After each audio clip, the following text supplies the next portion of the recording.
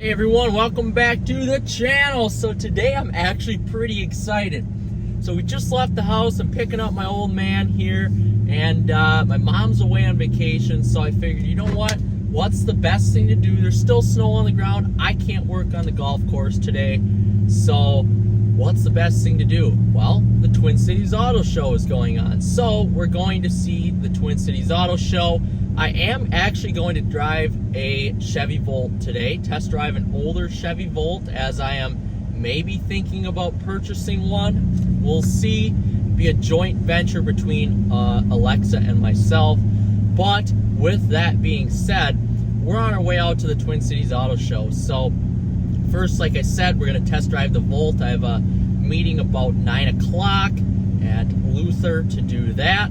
And then we're going to go to the auto show. So I'm really excited now this year to hopefully get some film of the vehicles, at least take some good pictures, and probably film some vehicles. I'm really excited to see the Stellantis booth again. I don't expect any changes from last year when I visited to this year. With the Stellantis booth, I still expect most everything, honestly, to be the same. And I don't expect to see the new Charger EV there, although that would be nice. But you know what? If I can see a 2023 Charger, Challenger, Durango, my hopes will be filled. My wishes will be filled. So that's kind of my main goal, is to take a look at some of those vehicles. I know I've sat in them before, but it's always cool to see those vehicles. Jeeps as well. Try to sit in all those, and it would be nice to see some Alfa vehicles. I know I have a soft spot for Alfa. I know I'm a Dodge guy, Ram guy, Chrysler guy at heart, but Alfa is under the brand, so I'm excited to see what they brought for Alfa. Mostly this is what the dealers put on and not what the actual brand companies do. It's more or less the dealers, so we'll see what they bring. I don't expect Mercedes to be there. I don't expect BMW, anything like that. That's just not how it rolls. So, I'm excited. That's all I can say. I'm excited. I'm actually a little excited to see the GM exhibit too, with their trucks now and their SUVs, electric SUVs, not necessarily normal SUVs, because GM SUVs suck. Trust me, they suck. Cadillac will be there. I'm excited to see Cadillac, Volvo. That should be pretty cool. I don't know if you guys can see me, but this guy is really tailgating behind me. And I'm really expecting to see some cool cars. So, yeah, come along. Join me on the tour of the auto show here. If I don't get any good film, I won't put it in the video. I will essentially just do a little recap on the way home. Either way, I'm going to do a recap. This may be a longer video. But hopefully I get some good video here, especially of the Stellantis stuff. I'm excited to see that. The new Ram truck, that's the number one thing I'm most excited for, is to see the 2025 Ram truck. I don't know if they're going to have it here, but if they do and I see that tungsten version, you never know. As a used truck in the future, I may want to buy it. But the TRX is calling my name so far. So, we'll see. I'm pretty excited. Alright guys, we're going to get on the road here. And next time you see me, I might be test driving the Volt. Or I might be at the auto show. Or there might be an accident on the road. One of the two. We'll see. We are in the Chevy Volt. And I do have to say, this is probably one of the most impressive vehicles I've ever actually been in. For an Econo box, tons of space.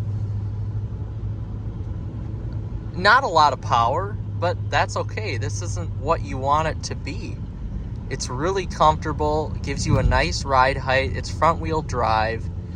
The interior is nice. The engine is a little buzzy because it's a naturally aspirated 4-cylinder, but man, this is great. Gonna hop back onto the interstate here and bring it back. Wow. No battery power, which is okay. But this is impressive, I do have to say.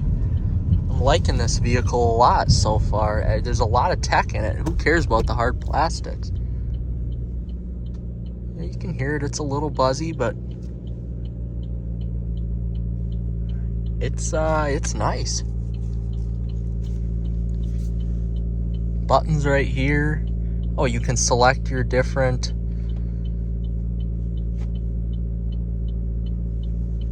put it into sport mode here. It's in mountain mode right now.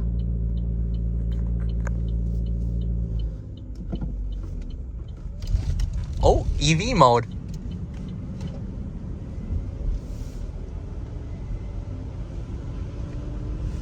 Whoa, that's sweet. That's pure EV mode right there. Wow. You can't even tell you're in EV mode.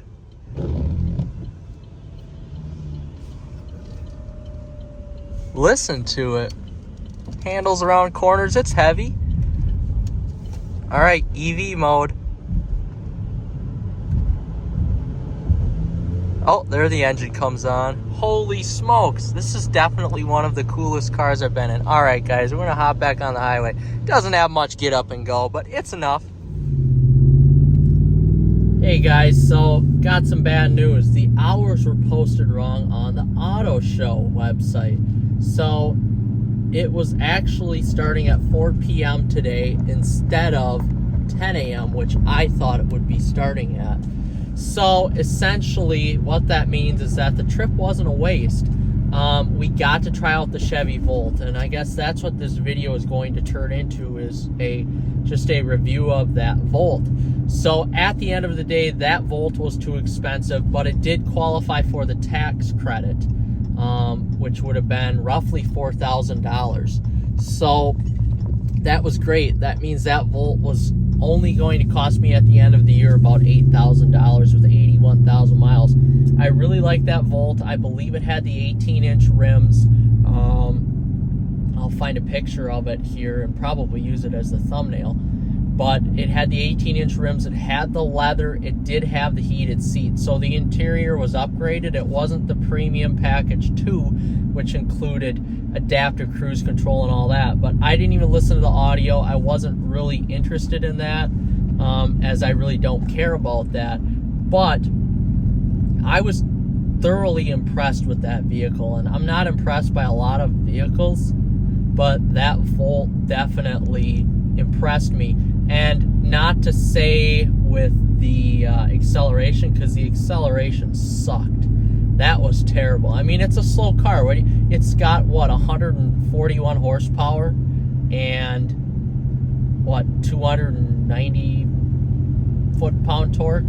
Something like that off the top of my head. But anyway, it was a darker gray color. I really loved the color of the vehicle. I like the look of the vehicle. The hatchback style was nice. There was actually a ton of room inside of the hatch itself, especially when you lay down the rear seats. And the only thing that kind of sucked was that the rear seating was only limited to 2 people instead of 3, but not that I take people along anyway. So it truly actually doesn't bother me at all. But if you're going to look for that fold flat, you do have a little bit of a console in the back, because of the fact that it's a T-shaped battery. So it's a T-shaped battery that weighs about 500 pounds, and then that takes up more room in the back. So limiting it to 4 people and the space that which you can store stuff too. But I thought it was really nice. Now, I may have to negotiate with the dealer if I really want this vehicle. This would be a vehicle number 4. That's a lot. But if the insurance rate is good, which I will have to check out, and if the price is right, then it may make sense, because right now I'm spending about $500 to $600 a month in gas on my truck because I drive a lot, and then Alexa with her Mercedes gets right about 17 to 18 miles per gallon using premium gas with her vehicle. So throughout the year, we could potentially save up to 20,000 miles, I'm thinking, between her car and this truck and my other 2 cars. And that ultimately saves us money in fuel at the end of the day. So with that being said, I thought it was quite interesting. The one negative side about this vehicle in particular, they never charge the battery, but the battery, you're supposed to get about 40 miles per charge on the battery, 30 to 40, somewhere in there. So for her and I, it works perfect with our normal commutes, commuting to the golf course, commuting to school, stuff like that. The commute is perfect. And then for me, or for her, depending on where she goes. Now, if she goes to school, she doesn't have a spot to plug in, but the nice thing for her is that school is 10 miles, and then it's 10 miles back. So you're never using the gas motor at all. And then for me, where I have to drive 15 miles there, 15 miles back, or sometimes even more throughout the day, I'm always at the golf course, so I can just plug it in. And then the cost for kilowatt hours at the golf course is, I think, like 8 cents per kilowatt hour. So it's not bad. It's costing me basically nothing to charge this Volt and get those miles out of it. So essentially, well, we could just do the conversion right now. It's a 17 kilowatt hour battery. My cost is like 8 cents per kilowatt. So let's just say that's $1.70 after tax and all that. That's $1.70 to drive 40 miles. If that equates all right, that's pretty damn good.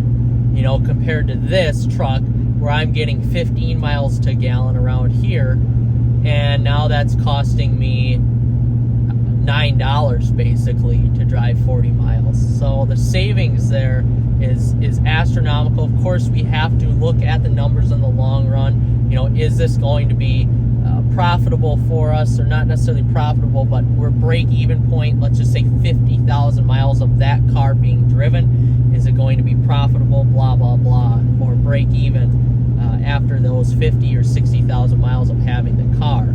You know, we already have fancy cars, so it's not necessarily about finding one with all the gadgets and whistles, which is nice to have for me, but I mean, heck, I have that in every single one of my cars, so I guess I'm not overly worried about having that. Essentially, at the end of the day, it's to find something at the best value, at the cheapest price, and get that tax rebate, because that helps me at the end of the day. And I can finance a vehicle, I don't care.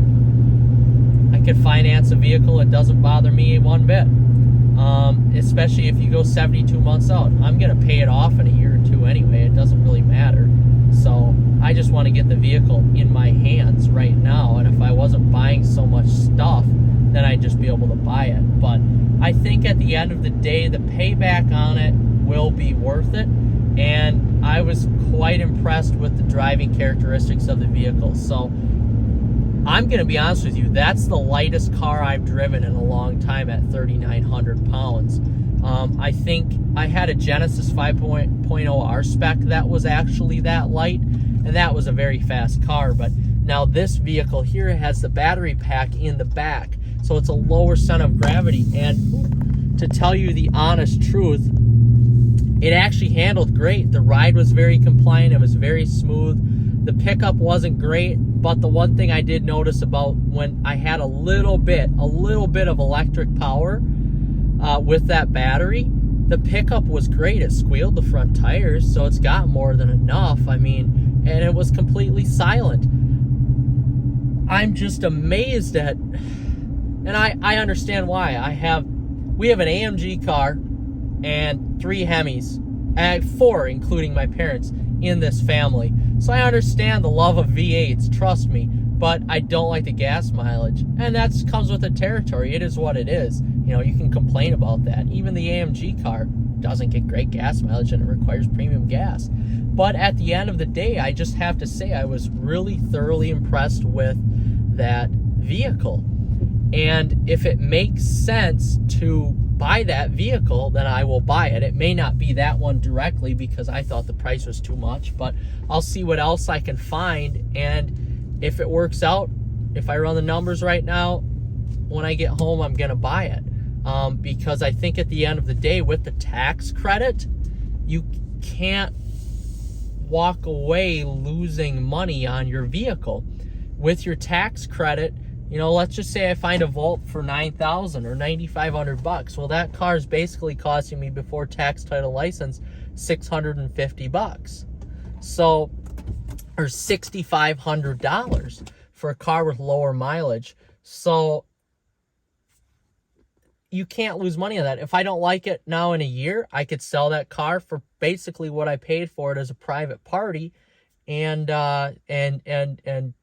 nobody is going to bat an eye at that, and then I will get my money back. So I was impressed with the Volt. It takes a lot to get me impressed with a vehicle, but for an older car, the amount of tech that Volt had in it was great. So now I just need to decide what model I want to find and run the numbers and actually see if it's worth it. But wow, plug-in hybrids, I'm speechless with them. They are purely amazing. I would drive a plug-in hybrid all day long. And I may. My reasoning is I already have a loaded great truck. I got my 2 dream cars. Alexa has an AMG car. I mean, we can't get any more in terms of performance. And we're definitely not underwater by any means, because this truck is financed at such a low rate right now. I love that car. I love driving it. It was a Econobox for sure, but damn, a fun Econobox at that. Just to have that ability to go from gas engine, naturally aspirated, mind you, I love naturally aspirated, and electric power was fantastic. So I'm going to do some research here. Who knows? We may end up getting one. We may not. I don't know yet. But thanks for watching, guys. I hope this was kind of an informative video on a different perspective about the Volt, especially coming from somebody who owns 3 V8s and big Hemi V8s and an AMG car, AMG engine. So, all right, guys, if you like this content, please like and subscribe.